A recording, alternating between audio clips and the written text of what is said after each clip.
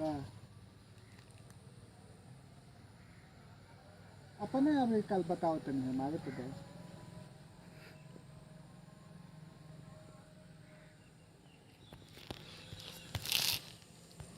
बाप रे बाकी ले के जान हाँ तो रात रुक जा सो का ओकर संदीपो के गाड़ी में से एक काम कराए के कहा तू आगे के घिसे तो सोच लेता।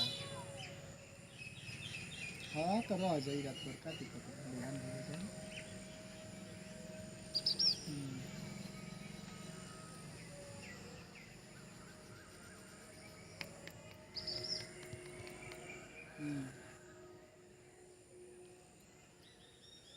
चलो तो हम लोग के काल परसों देखिले अपने दुकान पर बाकी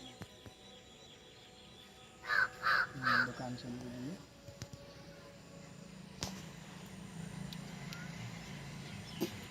चलो ठीक बा।